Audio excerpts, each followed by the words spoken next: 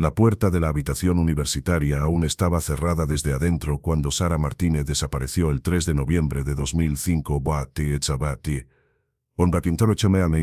Desde su habitación del tercer piso en la residencia universitaria Whitman de la Universidad del Valle Salamanca. Su compañera de cuarto, Jessica Ruiz, había descubierto la escena imposible a las 7:15 de la mañana, cuando regresó de su turno nocturno en la biblioteca del campus, encontrando su habitación compartida segura con el cerrojo puesto y la cadena de seguridad abrochada. Pero la cama de Sara sin usar, y su presencia de 19 años de alguna manera, borrada de un espacio que debería haber contenido su forma durmiendo tranquilamente. La única anomalía en una habitación universitaria, por lo demás perfectamente preservada, era la ventana de Sara, abierta de par en par al frío de noviembre, su mosquitero cuidadosamente removido y colocado contra la pared como si alguien hubiera tenido gran cuidado de no dañar la delicada malla que separaba la calidez de la vida estudiantil de la oscuridad, esperando 3 pisos abajo. Lo que sucedió durante las 8 horas entre la partida de Jessica, para su turno en la biblioteca a las 11 de la noche del 2 de noviembre, y su horrible descubrimiento, la mañana siguiente, destrozaría la sensación de seguridad que había definido la vida en la Universidad del Valle durante más de 60 años, creando un misterio que consumiría los siguientes 15 años de Jessica, y la transformaría de una prometedora estudiante de psicología en una mujer atormentada por sospechas que nunca podría escapar, preguntas que nunca podría responder, y una culpa que la seguiría a través de cada día posterior, hasta que la tecnología moderna de ADN finalmente reveló la verdad sobre la confianza, la depredación y la efectividad devastadora con la que el mal puede esconderse detrás de una placa y una sonrisa amigable. Sara Elizabeth Martínez había llegado a la Universidad del Valle 3 meses antes, llevando las esperanzas y sueños que definen a los estudiantes de pueblo pequeño, que ven la educación superior como su camino hacia oportunidades que generaciones previas nunca podrían haber imaginado. La hija de 18 años de Roberto y Linda Martínez, quienes poseían la única ferretería en Millbrook, Salamanca, una comunidad de 2.847 residentes ubicada 43 kilómetros al sur de la universidad. Sara poseía la combinación de habilidad académica y ética de trabajo que la había convertido en valedictorian de su clase graduada de 37 estudiantes. Su aceptación a la Universidad del Valle representó no solo un logro personal,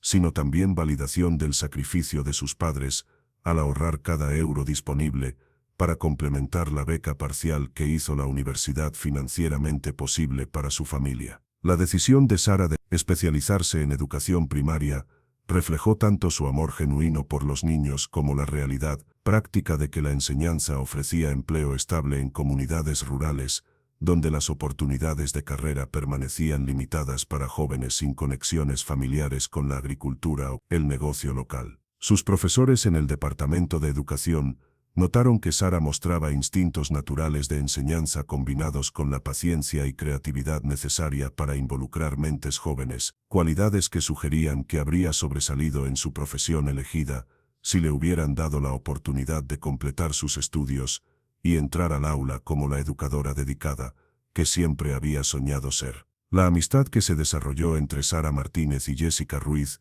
durante sus primeras semanas como compañeras de cuarto asignadas aleatoriamente, representó el tipo de vínculo que los administradores universitarios esperan que emerja cuando emparejan estudiantes basados principalmente en factores básicos de compatibilidad como hábitos de estudio, horarios de sueño y preferencias musicales. Ambas jóvenes eran estudiantes serias que mantenían espacios de vida organizados, respetaban la necesidad de cada una de tiempo de estudio silencioso, y compartían valores similares sobre integridad académica y responsabilidad personal. La personalidad ligeramente más social de Sara complementaba la tendencia de Jessica hacia la introspección, creando una dinámica que permitía a ambas mujeres beneficiarse de las fortalezas de la otra, mientras acomodaban sus enfoques individuales a la vida universitaria. Jessica Ruiz trajo sus propios sueños y desafíos a la Universidad del Valle, habiendo crecido en Valladolid como hija de padres divorciados, que habían luchado financieramente después de la partida de su padre cuando Jessica tenía 12 años. Su madre, Carmen Ruiz, trabajaba 2 empleos de medio tiempo para mantener su pequeño apartamento mientras Jessica ganaba dinero para gastos universitarios a través de su posición de trabajo-estudio en la biblioteca del campus, un trabajo que requería que trabajara turnos nocturnos durante periodos de exámenes finales cuando los estudiantes necesitaban acceso extendido a materiales de investigación y espacios de estudio silenciosos. La especialización de Jessica en psicología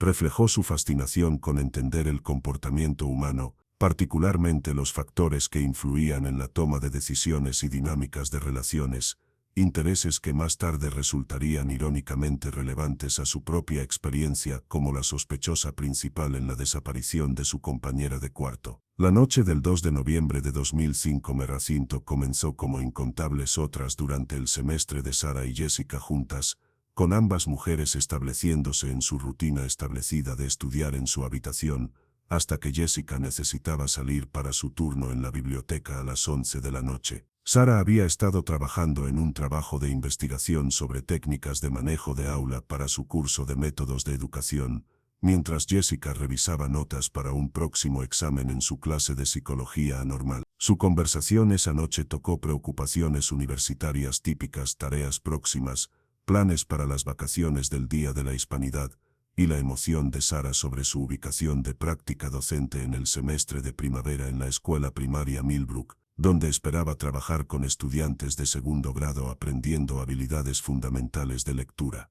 El recuerdo de Jessica de su interacción final sería reproducido incontables veces durante la investigación que siguió, analizado por cualquier detalle que pudiera proporcionar perspicacia sobre el estado mental de Sara o pistas sobre circunstancias que podrían explicar su desaparición. Según el relato consistente de Jessica, Sara había parecido perfectamente normal esa noche, quizás ligeramente cansada del estudio nocturno, pero no mostrando señales de angustia, ansiedad o preocupación sobre algo más allá de sus responsabilidades académicas. Sara había mencionado sentirse agradecida de que no tenía que trabajar esa noche, a diferencia de Jessica, y había planeado terminar su trabajo de investigación antes de irse a la cama a una hora razonable. El programa de trabajo-estudio en la Universidad del Valle proporcionó apoyo financiero esencial para estudiantes como Jessica, cuyas familias no podían costear cubrir todos los gastos universitarios a través de ahorros o préstamos tradicionales. La posición nocturna de biblioteca de Jessica pagaba 8 euros por hora por turnos que típicamente duraban desde las 11 de la noche hasta las 7 de la mañana, durante los cuales era responsable de mantener seguridad en el edificio de la biblioteca, ayudar a estudiantes que estudiaban tarde y asegurar que todo equipo y materiales fueran apropiadamente asegurados cuando la instalación oficialmente cerraba a las 2 de la mañana. Estos turnos eran particularmente demandantes durante periodos de exámenes finales, cuando los niveles de estrés eran altos y los estudiantes estaban desesperados por espacios silenciosos donde pudieran concentrarse en sus estudios sin las distracciones que caracterizaban la vida de residencia universitaria. El turno de Jessica en la noche del 2 de noviembre estaba programado para ser su última asignación nocturna antes de un breve descanso en el horario intensivo de biblioteca, haciendo que esperara particularmente regresar a un horario normal de sueño y pasar más tiempo con Sara durante sus sesiones de estudio vespertinas.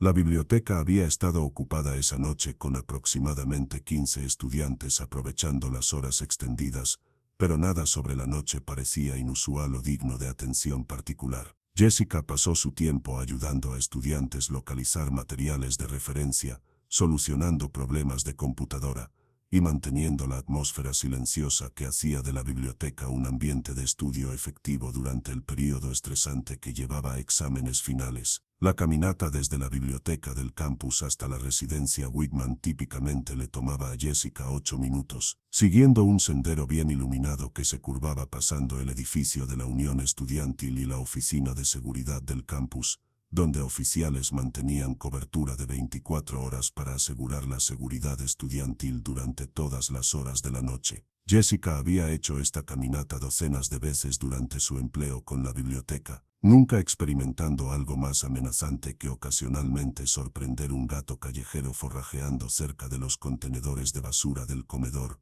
o encontrando otros estudiantes regresando de actividades sociales nocturnas en residencias universitarias cercanas. La sensación de seguridad que caracterizó la Universidad del Valle era una de sus características más atractivas para padres considerando si enviar sus hijos a una pequeña institución de artes liberales en lugar de una universidad estatal más grande donde el anonimato y peligros urbanos podrían representar mayores riesgos al bienestar estudiantil. El descubrimiento que cambiaría la vida de Jessica Ruiz para siempre ocurrió a las 7:15 de la mañana del 3 de noviembre de 2005, cuando insertó su llave en la cerradura de la habitación 347 en la residencia Whitman y encontró que la puerta no se abriría a pesar de que su llave giraba suavemente en la cerradura. La cadena de seguridad que ella y Sara usaban solo cuando ambas estaban dentro de la habitación para la noche estaba puesta, previniendo que la puerta se abriera más de unas pocas pulgadas a pesar de los intentos crecientemente frenéticos de Jessica de ganar entrada a lo que debería haber sido una habitación desbloqueada conteniendo a su compañera de cuarto durmiendo. La suposición inicial de Jessica era que Sara había accidentalmente puesto la cadena de seguridad mientras se levantaba durante la noche, quizás para usar el baño, y luego había regresado a la cama sin darse cuenta de su error. Sara, despierta. La cadena está puesta, gritó Jessica a través del estrecho hueco entre la puerta y el marco, esperando escuchar los sonidos de movimiento y la voz somnolienta de Sara disculpándose por la inconveniencia mientras desenganchaba la cadena para permitir la entrada de Jessica. En su lugar, sus llamadas fueron recibidas con silencio que parecía hacer eco extrañamente en el vacío matutino del pasillo del tercer piso. Jessica golpeó más fuerte. Luego comenzó a gritar el nombre de Sara con creciente urgencia mientras se daba cuenta de que algo estaba fundamentalmente mal con una situación que debería haberse resuelto rápidamente a través de simple comunicación. La intervención de Marcos Vega, el guardia de seguridad del campus, haciendo sus rondas rutinarias matutinas de los edificios de residencia, más tarde resultaría haber sido crucial en establecer la cronología oficial y circunstancias de la desaparición de Sara, aunque la significancia completa de su involucramiento no se haría aparente hasta 15 años después, cuando el análisis avanzado de ADN reveló la verdad sobre su papel en los eventos de esa noche. Vega había sido empleado por la Universidad del Valle durante 12 años, construyendo una reputación como un profesional confiable y cariñoso que iba más allá de sus deberes básicos de seguridad para servir como consejero no oficial y mentor para estudiantes que se encontraban luchando con los desafíos de la vida universitaria lejos del hogar. A los 45 años, Marcos Vega encarnaba el tipo de oficial de seguridad del campus que los padres esperaban estuviera vigilando a sus hijos durante los años vulnerables, cuando los adolescentes estaban aprendiendo a navegar responsabilidades adultas mientras aún desarrollaban el juicio necesario para tomar decisiones seguras. Su trasfondo incluía 8 años de servicio militar seguido por empleo con una compañía de seguridad privada antes de unirse al personal de la Universidad del Valle en 1993. Vega vivía solo en un pequeño apartamento en el pueblo cercano de Millbrook, conduciendo su camioneta personal al campus cada noche para turnos que comenzaban a las 6 de la tarde y concluían a las 8 de la mañana siguiente. Sus supervisores consistentemente calificaron su desempeño como ejemplar, notando su atención al detalle, confiabilidad y preocupación genuina por el bienestar estudiantil que lo hacía particularmente efectivo en difundir problemas potenciales antes de que escalaran a incidentes serios. La respuesta de Vega a la angustia de Jessica esa mañana siguió procedimientos estándar para situaciones donde estudiantes estaban encerrados fuera de sus habitaciones o experimentando otros problemas residenciales rutinarios. Él poseía llaves maestras para todos los edificios de residencia, y estaba autorizado a ayudar estudiantes con problemas de acceso, aunque la política universitaria requería que documentara todas tales intervenciones y, cuando fuera posible, verificara la identidad de estudiantes solicitando asistencia con acceso a habitaciones. La explicación de Jessica de la situación, que su compañera de cuarto parecía estar durmiendo profundamente y aparentemente había puesto la cadena de seguridad por error, parecía plausible dada la experiencia de Vega con incidentes similares involucrando estudiantes que habían tomado medicamentos para dormir o estaban simplemente exhaustos del estudio nocturno. El proceso de ganar entrada a la habitación 347 Requirió que Vega trabajara cuidadosamente con su llave maestra mientras Jessica sostenía la puerta en el ángulo precisamente correcto para permitirle alcanzar el mecanismo de cadena sin forzar la puerta de una manera que pudiera dañar el hardware o perturbar a la estudiante durmiendo adentro. El golpe gentil de Vega y suave llamada de Sara. Esto es seguridad del campus. Necesitamos entrar para ayudar con la puerta. No recibió respuesta, llevando tanto a él como a Jessica a asumir que Sara estaba realmente durmiendo muy profundamente y despertaría una vez que pudieran entrar a la habitación y hablarle directamente. La escena que saludó a Jessica y Marcos Vega cuando finalmente ganaron entrada a la habitación 347 quedaría grabada en sus memorias con el tipo de claridad que las experiencias traumáticas crean, aunque cada recordaría detalles diferentes e interpretaría la significancia de esos detalles de maneras vastamente diferentes durante la investigación que siguió.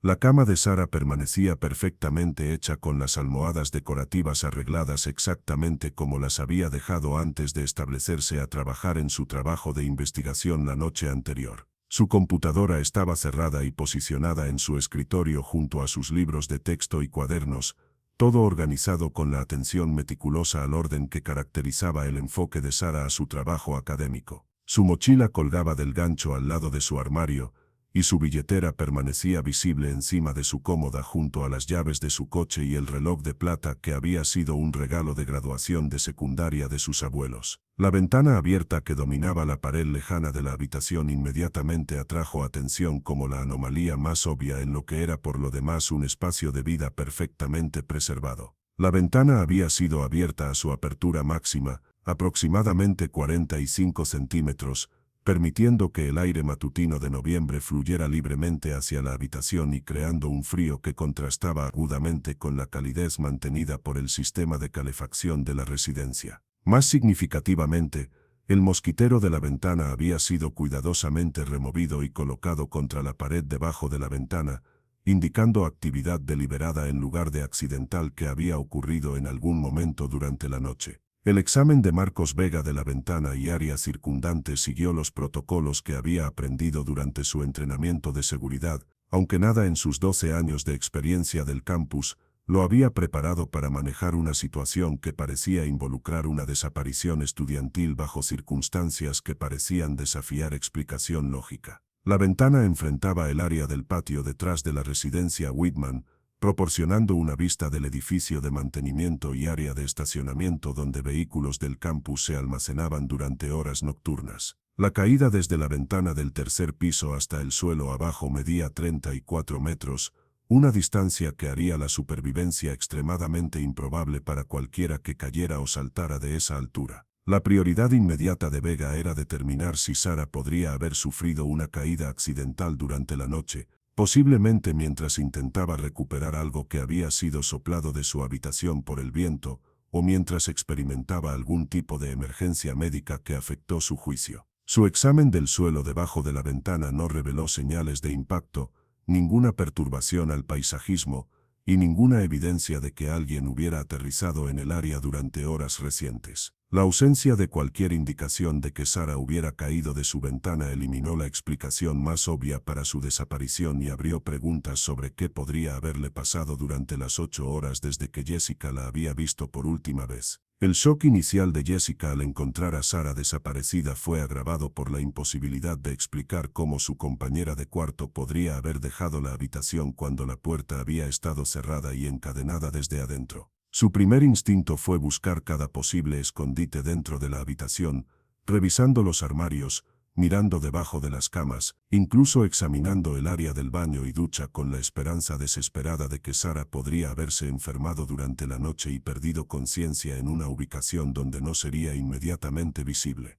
La búsqueda exhaustiva no reveló rastro de la presencia de Sara y ninguna evidencia de lucha, violencia o perturbación que pudiera indicar que había sido víctima de un asalto o secuestro. La respuesta de la policía del campus a lo que inicialmente fue reportado como una revisión de bienestar de estudiante desaparecida involucró al oficial Daniel Rodríguez, quien sirvió como investigador principal para el Departamento de Seguridad Pública de la Universidad del Valle. Rodríguez, un exoficial de policía municipal, que se había unido a la fuerza del campus 3 años antes, Trajo experiencia profesional de aplicación de la ley a situaciones que excedían las capacidades de procedimientos estándar de seguridad del campus. Su enfoque a la desaparición de Sara combinó la minuciosidad de investigación criminal con sensibilidad a las circunstancias únicas de ambientes universitarios, donde el comportamiento estudiantil podría ser influenciado por factores como estrés académico, problemas de relación o experimentación con alcohol y drogas. La entrevista inicial del oficial Rodríguez con Jessica Ruiz tuvo lugar en el área común de la residencia aproximadamente 2 horas después de que se descubriera la ausencia de Sara, momento para el cual la palabra del incidente había comenzado a extenderse por la residencia Whitman y crear el tipo de preocupación de todo el campus que ocurrió cuando la seguridad estudiantil parecía estar comprometida. El relato de Jessica de la noche anterior y su descubrimiento esa mañana fue consistente y detallado, demostrando el tipo de precisión que los estudiantes de psicología desarrollan cuando analizan y describen observaciones de comportamiento. Sin embargo, Rodríguez notó señales sutiles de estrés y ansiedad en el comportamiento de Jessica que podrían atribuirse ya sea a preocupación genuina sobre el bienestar de su compañera de cuarto o a conocimiento sobre la desaparición de Sara que no estaba compartiendo con investigadores. El proceso de cuestionamiento reveló detalles sobre la relación de Sara y Jessica que se convertirían centrales al enfoque de la investigación durante los meses que siguieron. Jessica describió su amistad como cercana pero no exclusiva, notando que ambas mujeres mantenían actividades sociales y compromisos académicos independientes que a veces las mantenían separadas durante noches y fines de semana. Sara había estado saliendo con un estudiante de segundo año llamado Miguel Torres por aproximadamente 6 semanas, aunque Jessica caracterizó la relación como casual en lugar de seria. Sara no había expresado ninguna preocupación sobre el comportamiento de Miguel o sus dinámicas de relación, y Jessica no estaba consciente de ningún conflicto o problema que podría haber motivado a Sara a dejar el campus voluntariamente. El horario de trabajo de Jessica en la biblioteca le proporcionó una coartada que podía ser verificada a través de múltiples fuentes, incluyendo los registros de entrada mantenidos por la seguridad de la biblioteca, registros computarizados con marca de tiempo de sus actividades durante el turno, y el testimonio de estudiantes que habían interactuado con ella durante toda la noche. Sin embargo, el oficial Rodríguez reconoció que el hueco de 8 horas entre la partida de Jessica y el regreso a la habitación de la residencia creó una ventana, durante la cual la desaparición de Sara podría haber ocurrido sin el conocimiento de Jessica. El misterio del cuarto cerrado planteó desafíos para determinar si Sara había dejado voluntariamente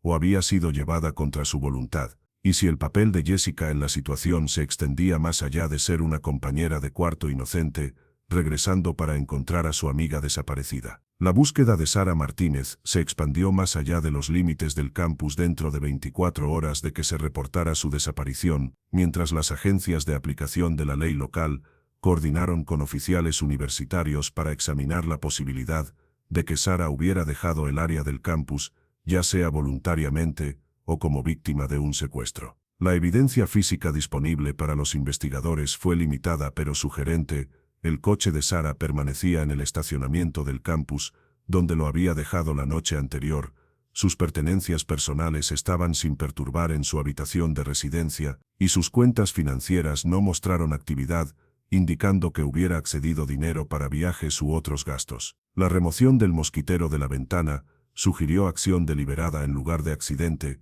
pero la logística de escapar a través de una ventana del tercer piso permanecía problemática dada la distancia al suelo y la ausencia de cualquier medio obvio para negociar seguramente el descenso. La ubicación de la Universidad del Valle en la rural Salamanca proporcionó tanto ventajas como desafíos para esfuerzos de búsqueda dirigidos a localizar una estudiante desaparecida que podría haber dejado el campus a pie o haber sido transportada a áreas más allá de la vecindad inmediata. El campo circundante consistía principalmente de tierra agrícola entremezclada con pueblos pequeños y áreas boscosas que podrían potencialmente ocultar evidencia de juego sucio, pero la población escasa y el número limitado de carreteras hacían improbable que Sara pudiera haber viajado lejos sin ser notada por residentes o motoristas pasando. Los equipos de búsqueda compuestos de oficiales locales de aplicación de la ley, personal universitario y voluntarios de la comunidad sistemáticamente examinaron áreas dentro de un radio de 16 kilómetros del campus, buscando cualquier rastro de la presencia de Sara o evidencia que pudiera indicar qué le había pasado. La investigación de las relaciones personales y actividades recientes de Sara reveló la imagen de una joven bien ajustada que estaba exitosamente transicionando de la vida de pueblo pequeño a la independencia universitaria, sin exhibir señales de la depresión, ansiedad o comportamiento riesgoso que a veces precedía desapariciones estudiantiles. Su desempeño académico era fuerte, sus amistades parecían estables y de apoyo, y su relación con su familia permanecía cercana, a pesar de la separación natural que ocurrió cuando los hijos dejaron el hogar para la universidad. Los profesores de Sara la describieron como comprometida y consciente, mientras sus amigos la caracterizaron como confiable y digna de confianza, alguien que no desaparecería voluntariamente sin explicación o causaría preocupación innecesaria para aquellos que se preocupaban por ella. Miguel Torres, el novio de Sara, se convirtió en una persona de interés en la investigación a pesar de tener una coartada que lo colocaba en su propia habitación de residencia durante la noche de la desaparición de Sara. El compañero de cuarto de Miguel confirmó que ambos habían estado presentes en su habitación estudiando hasta aproximadamente medianoche, después de lo cual ambos se habían ido a dormir y permanecido en la habitación hasta la mañana. Sin embargo, los investigadores notaron que la respuesta emocional de Miguel a las noticias de la desaparición de Sara parecía algo apagada, comparada con lo que podría esperarse de alguien cuya pareja romántica había desaparecido bajo circunstancias misteriosas. Investigación adicional reveló que Miguel y Sara habían discutido terminar su relación durante una conversación 2 días antes de su desaparición, aunque ambos habían acordado permanecer amigos, y ninguno había expresado enojo o resentimiento sobre la decisión. El examen forense de la habitación 347 produjo evidencia física limitada, debido a los desafíos de procesar una escena que había sido ocupada por 2 residentes, cuyos huellas dactilares, cabello y ADN estaban naturalmente presentes por todo el espacio. Los técnicos de escena del crimen recogieron muestras del área de la ventana y mosquitero con atención particular a detectar cualquier material biológico que pudiera pertenecer a alguien más que Sara o Jessica, pero los resultados de estas pruebas no estarían disponibles por varias semanas debido al atraso en instalaciones de laboratorio estatales. La ausencia de señales obvias de lucha o violencia en la habitación sugirió, ya sea que Sara había dejado voluntariamente o que cualquier confrontación había ocurrido en otro lugar antes de su regreso a la habitación en algún momento durante la noche. La respuesta de la comunidad del campus a la desaparición de Sara reflejó la naturaleza estrechamente unida de la vida en la Universidad del Valle, donde estudiantes, profesores y personal típicamente se conocían personalmente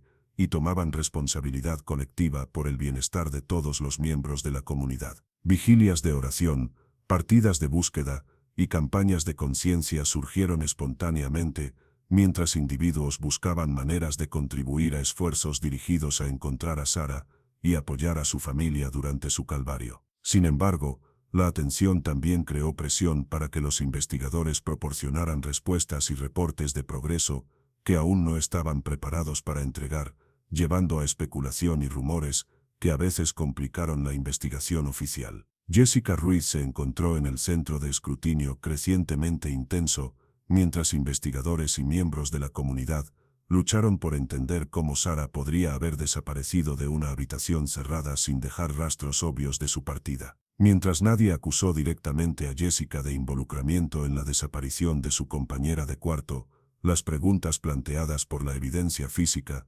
crearon una atmósfera de sospecha que aisló a Jessica de muchas de sus conexiones sociales y de amistad previas. El estrés de ser vista como la testigo principal en un caso que los investigadores parecían incapaces de resolver, comenzó afectando el desempeño académico y bienestar emocional de Jessica, de maneras que tendrían consecuencias a largo plazo para su desarrollo educativo y personal. Las vacaciones del Día de la Hispanidad que ocurrieron 3 semanas después de la desaparición de Sara, proporcionaron un respiro temporal de la atmósfera intensa del campus, pero también marcó el comienzo de una nueva fase en la investigación, mientras las agencias de aplicación de la ley reconocieron que el caso había movido más allá del alcance de una investigación de persona desaparecida hacia el reino de sospecha de juego sucio. Los padres de Sara habían viajado a la Universidad del Valle inmediatamente, siguiendo las noticias de la desaparición de su hija, estableciendo residencia en un hotel local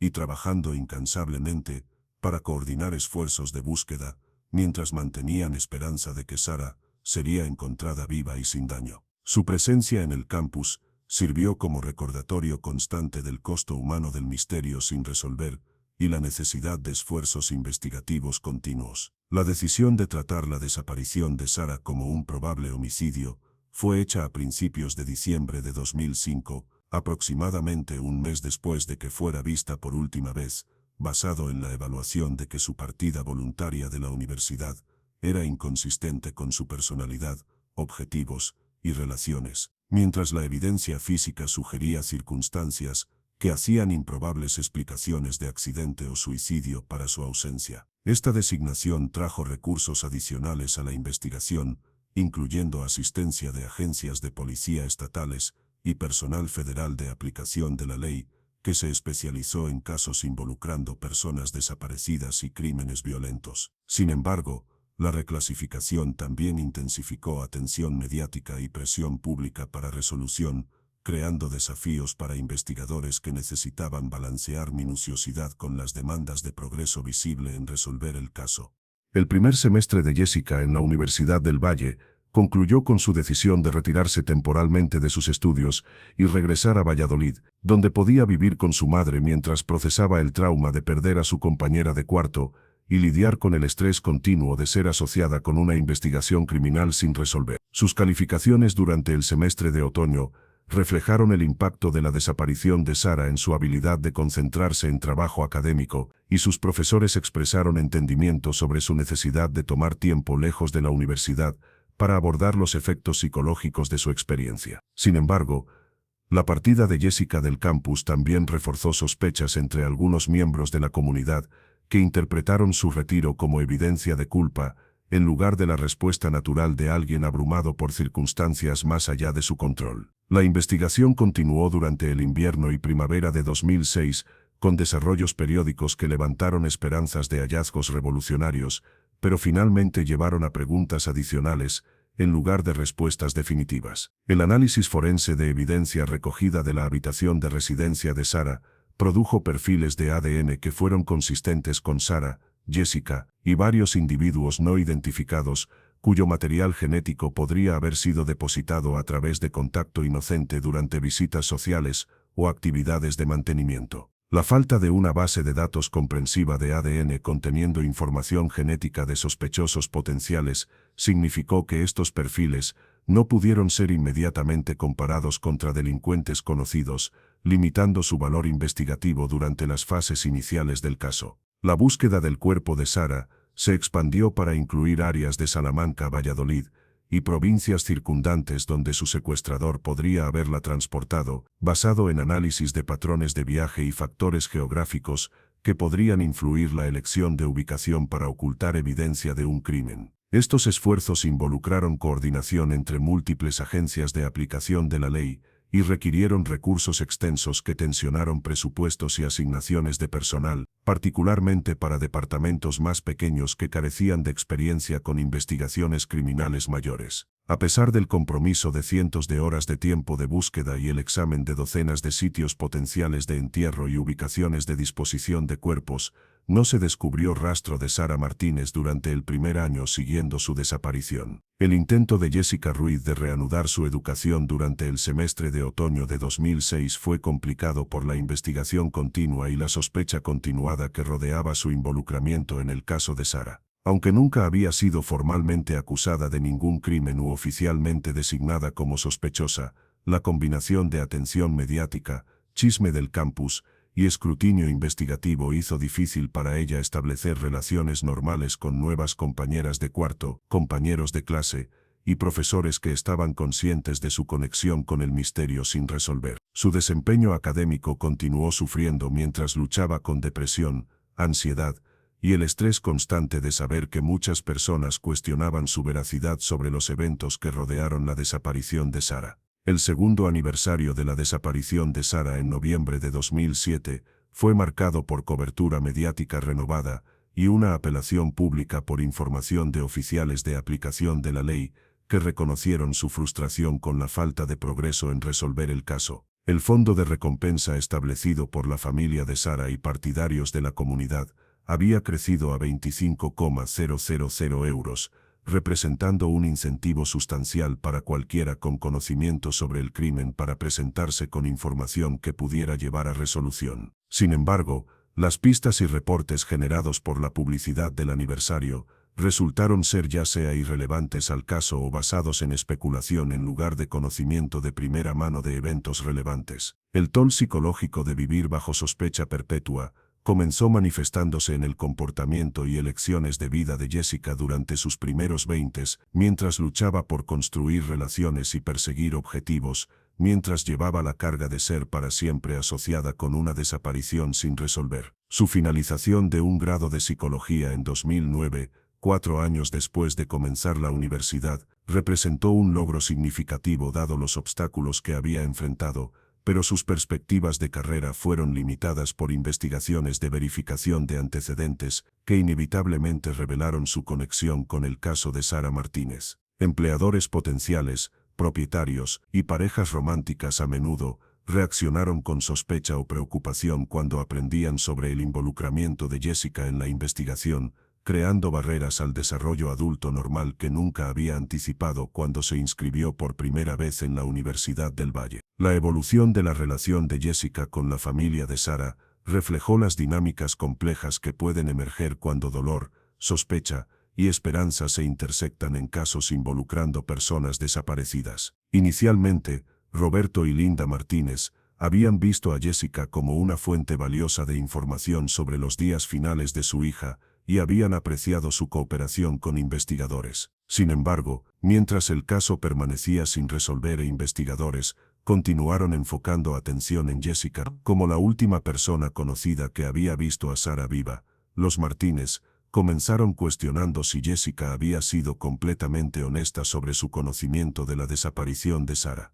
Sus declaraciones públicas comenzaron incluyendo sugerencias sutiles de que Jessica podría poseer información que podría ayudar a resolver el caso si estuviera dispuesta a ser completamente franca con investigadores. La década de 2010 trajo avances significativos en tecnología de análisis de ADN y expansión de bases de datos que ofrecieron nueva esperanza para resolver casos fríos como la desaparición de Sara Martínez. El desarrollo de técnicas para extraer perfiles genéticos de muestras más pequeñas y más degradadas significó que evidencia recogida durante la investigación original podría ser reexaminada usando métodos que no habían estado disponibles en 2005. Adicionalmente, el crecimiento de bases de datos genéticas a través de programas de muestreo de arrestados y sumisiones voluntarias de individuos investigando genealogía familiar proporcionó a investigadores pools exponencialmente más grandes de información genética comparativa. La inspectora Laura Chenetti de la Unidad de Casos Fríos de la Policía Nacional de España comenzó su revisión de la desaparición de Sara Martínez en 2018 como parte de un esfuerzo sistemático para aplicar técnicas forenses avanzadas a crímenes sin resolver que habían recibido investigación extensiva usando métodos convencionales. Chenetti trajo perspectiva fresca al caso, combinando experiencia en técnicas investigativas modernas con entendimiento de los factores psicológicos que influenciaron comportamiento de testigos e identificación de sospechosos. Su revisión inicial del archivo del caso identificó varias áreas donde avances tecnológicos podrían producir información nueva, particularmente respecto a los perfiles de ADN no identificados que habían sido recuperados de la habitación de residencia de Sara pero nunca emparejados con individuos específicos. El reexamen forense de evidencia del caso de Sara se enfocó inicialmente en material biológico que había sido recogido del área de la ventana donde el mosquitero había sido removido, basado en la teoría de que cualquiera que hubiera manipulado el mosquitero para facilitar entrada o salida de la habitación, podría haber dejado rastros genéticos en el marco de metal o material de malla. Las técnicas mejoradas de extracción de ADN disponibles en 2018 exitosamente recuperaron un perfil genético parcial de material que había sido insuficiente para análisis usando tecnología de 2005, proporcionando a investigadores la pista más prometedora en el caso desde la desaparición inicial de Sara. El perfil de ADN obtenido del mosquitero de la ventana mostró características indicando que pertenecía a un hombre adulto que no era Sara Martínez, Jessica Ruiz, o cualquiera de los individuos que habían sido previamente examinados durante la investigación original. Los marcadores genéticos presentes en la muestra fueron suficientes para comparación contra bases de datos de aplicación de la ley, pero las búsquedas iniciales fallaron en producir cualquier coincidencia entre delincuentes conocidos cuyos perfiles de ADN estaban contenidos en sistemas estatales y federales. Esta falta de identificación inmediata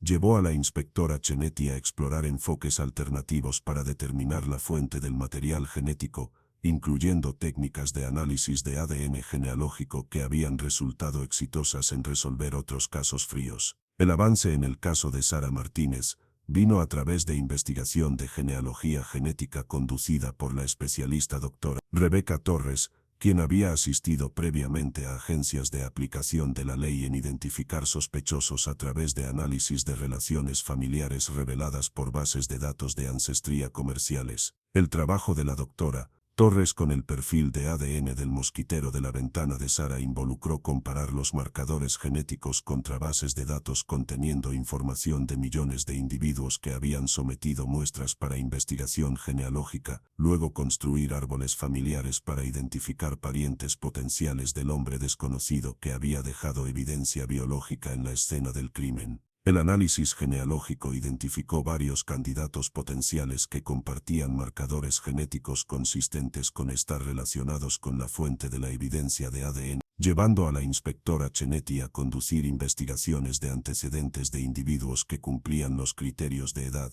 geográficos y temporales relevantes a la desaparición de Sara en 2005. El sospechoso más prometedor que emergió de este análisis fue Marcos Vega, el guardia de seguridad del campus que había asistido a Jessica Ruiz en ganar entrada a la habitación cerrada donde la ausencia de Sara fue descubierta por primera vez. El acceso de Vega a llaves maestras, conocimiento de horarios estudiantiles y familiaridad con procedimientos de seguridad del campus le habrían proporcionado tanto oportunidad como medios para cometer un crimen contra Sara mientras evitaba detección durante la investigación inicial. La investigación de los antecedentes de Marcos Vega reveló información que no había sido minuciosamente examinada durante la investigación original de la desaparición de Sara,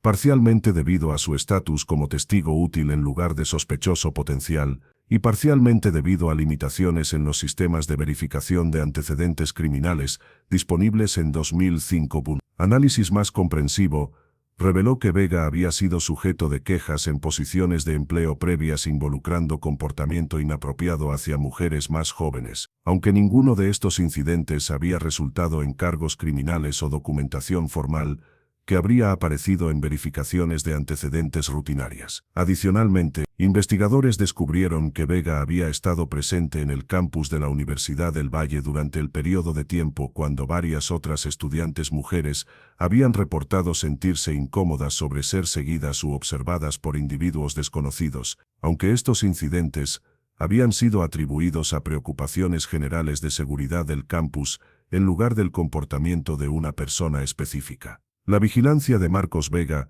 comenzó en marzo de 2020, 15 años después de la desaparición de Sara Martínez, mientras la inspectora Chenetti trabajó para reunir evidencia adicional que pudiera apoyar cargos contra el hombre que súbitamente había emergido como el sospechoso principal en el caso. Vega, ahora de 60 años, se había retirado de su posición en la Universidad del Valle en 2018, pero continuaba viviendo en el área de Millbrook, manteniendo un perfil bajo mientras recibía beneficios de pensión de sus años de trabajo de seguridad del campus. Su estilo de vida permanecía solitario y no notable, características que le habían permitido evitar escrutinio durante los años intervinientes mientras Jessica Ruiz soportaba sospecha e investigación como la persona principal de interés en el caso de Sara. Durante el período de vigilancia, la inspectora Chenetti observó que Vega había desarrollado varios comportamientos compulsivos que sugerían estrés psicológico significativo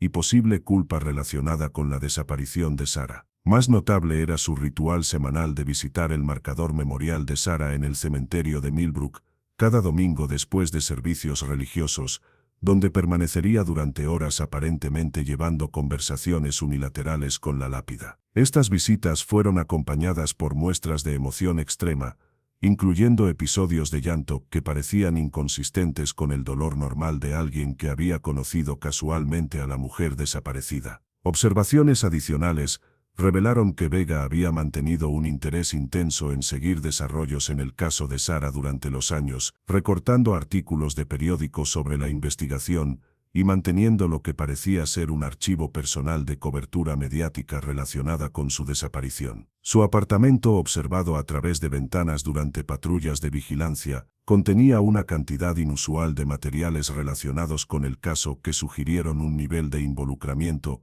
que se extendía mucho más allá de la preocupación normal de un miembro de la comunidad por una tragedia local. La decisión de arrestar a Marcos Vega fue hecha en coordinación con fiscales que evaluaron la fortaleza de la evidencia de ADN en combinación con factores circunstanciales relacionados con su acceso y oportunidad durante el tiempo de la desaparición de Sara. Mientras la evidencia genética enlazando a Vega con la escena del crimen fue convincente, investigadores reconocieron que el proceso exitoso requeriría ya sea evidencia física adicional o una confesión que proporcionara detalles sobre el destino de Sara y la ubicación de su cuerpo. El retraso de 15 años entre el crimen y la identificación de un sospechoso creó desafíos para memoria y testimonio de testigos, pero también proporcionó tiempo para el desarrollo de técnicas investigativas que finalmente habían hecho posible la identificación de Vega. El arresto de Marcos Vega, el 15 de abril de 2020,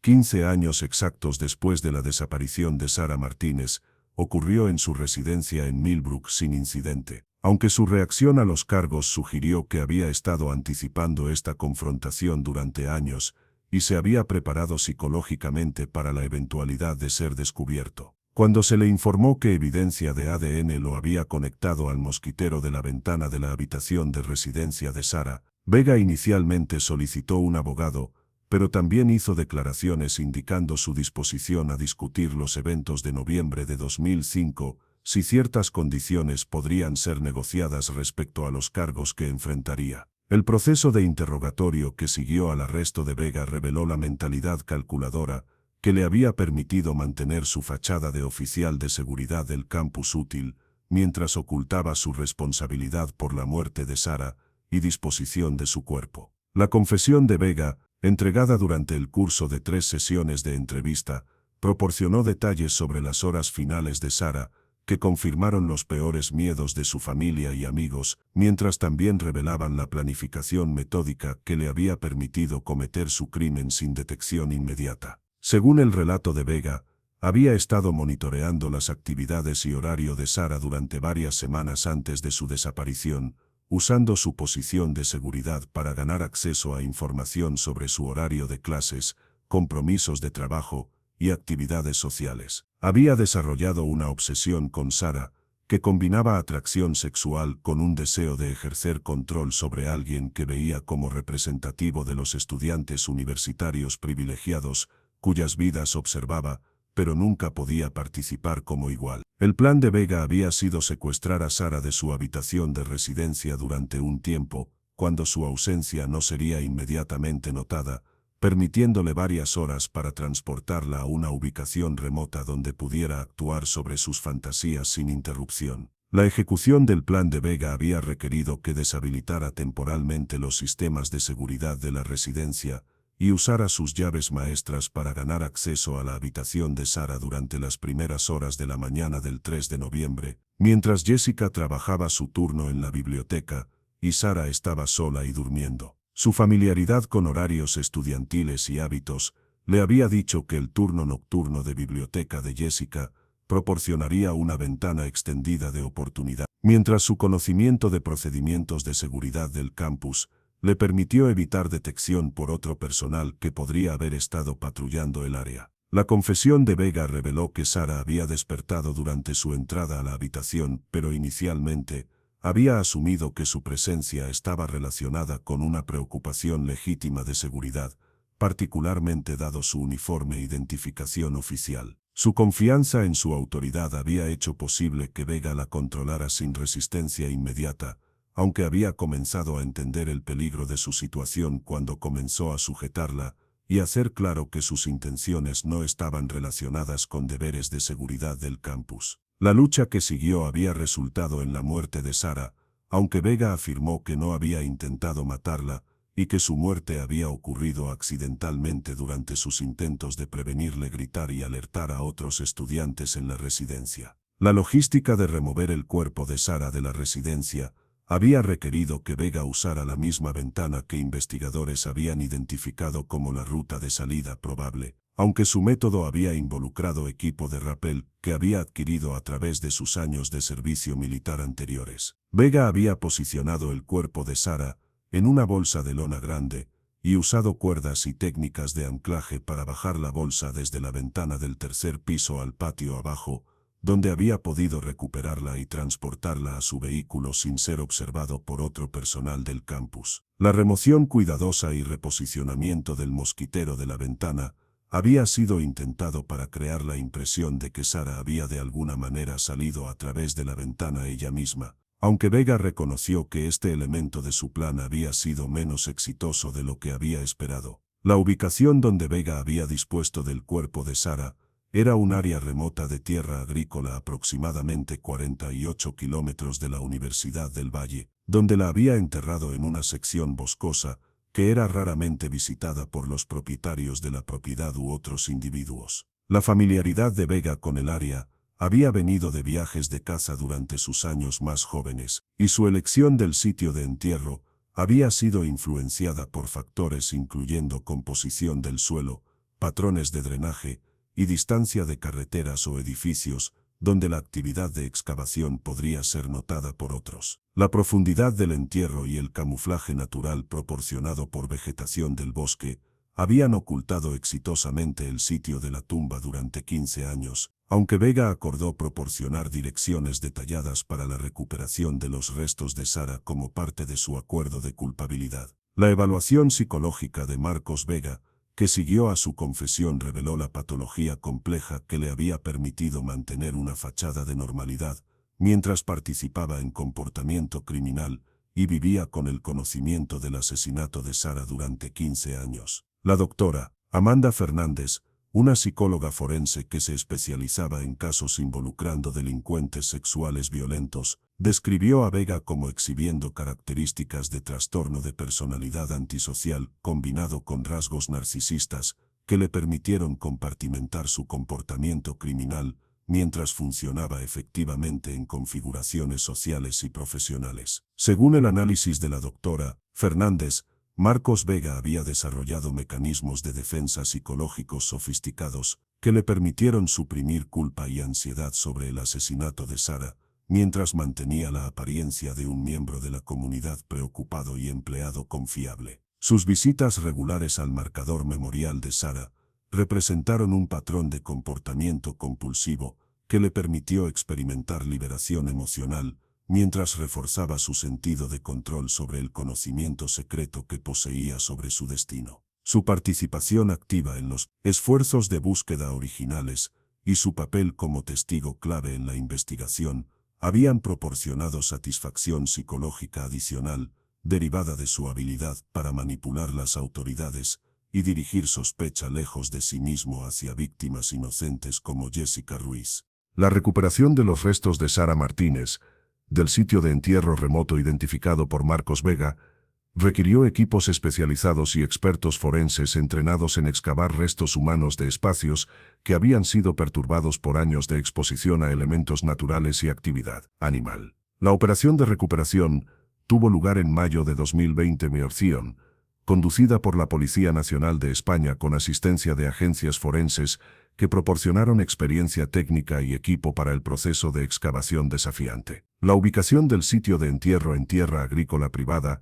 requirió coordinación con propietarios de tierra y consideraciones legales para asegurar que la excavación pudiera proceder sin complicaciones que podrían comprometer la integridad de la evidencia. El examen forense de los restos de Sara confirmó los detalles esenciales de la confesión de Marcos Vega, mientras proporcionaba evidencia adicional que corroboró su relato de las circunstancias que rodearon su muerte. Las heridas al cráneo de Sara fueron consistentes con impacto contra una superficie dura durante una lucha, y la ausencia de otro trauma significativo sugirió que su muerte había resultado del incidente único en lugar de violencia sostenida o tortura. La preservación de ciertos elementos de ropa y joyería personal permitió identificación positiva y proporcionó cierre emocional para la familia que había esperado 15 años para recuperar los restos de su hija. El descubrimiento y recuperación del cuerpo de Sara Martínez proporcionó el cierre que sus miembros familiares habían buscado durante 15 años, pero también confirmó sus peores miedos sobre su destino y eliminó cualquier esperanza restante de que podría de alguna manera aún estar viva. Roberto y Linda Martínez, ahora en sus 60s y habiendo soportado más de una década de incertidumbre sobre el destino de su hija, asistieron a los procedimientos de recuperación y posteriormente organizaron un servicio funeral que finalmente les permitió honrar la memoria de Sara y comenzar el proceso de duelo que había estado en suspenso durante tanto tiempo. Jessica Ruiz, ahora de 35 años, y viviendo en Madrid donde trabajaba como consejera especializándose en recuperación de trauma, recibió las noticias del arresto de Vega con una combinación de alivio y tristeza profunda por los 15 años que había perdido a la sospecha y autoduda. Su declaración a los medios enfatizó su gratitud por los investigadores que nunca se habían rendido en encontrar la verdad,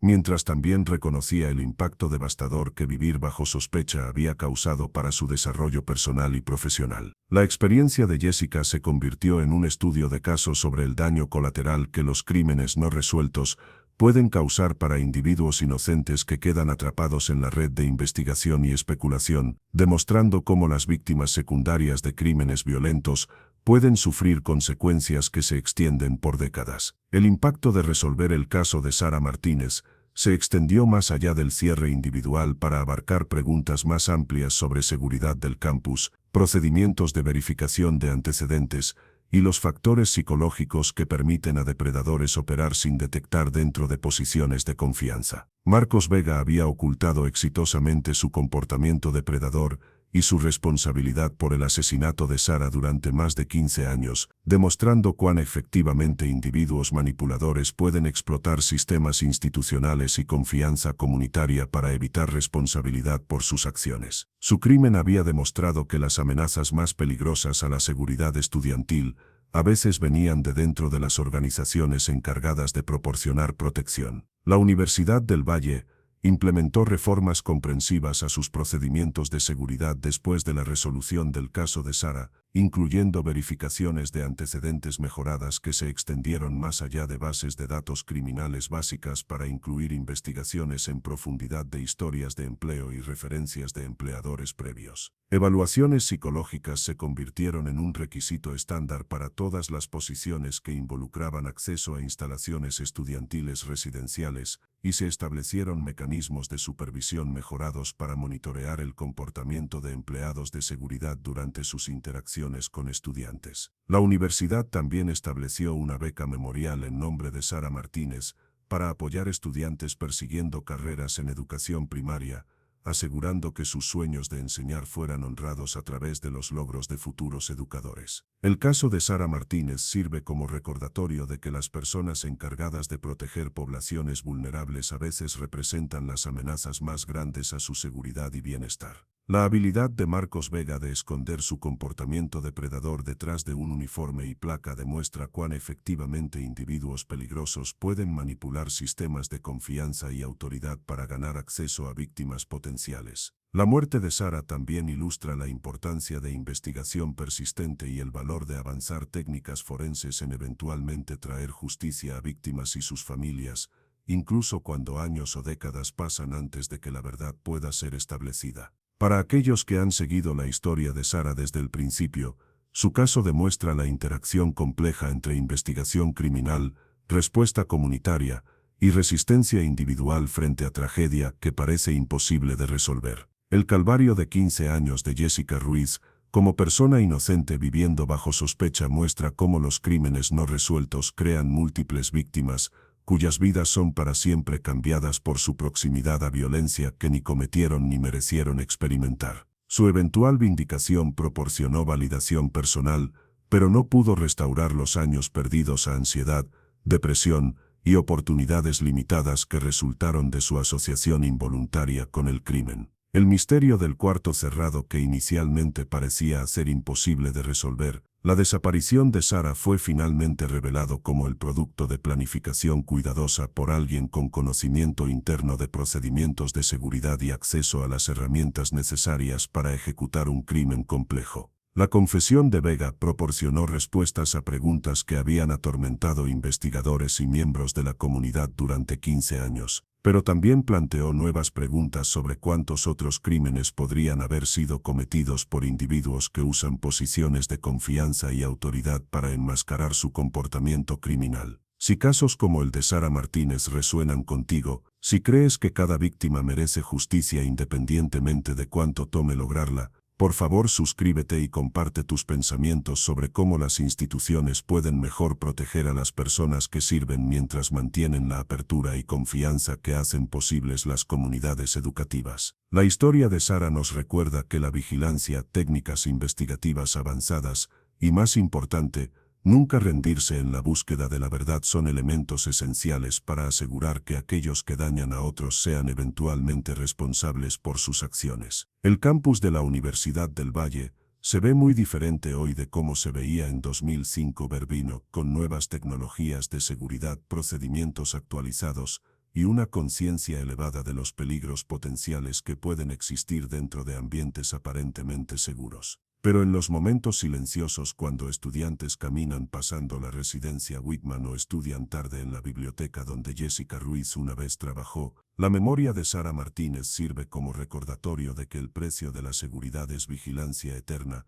y que la protección más efectiva viene de comunidades que rehúsan olvidar su responsabilidad de cuidarse unos a otros.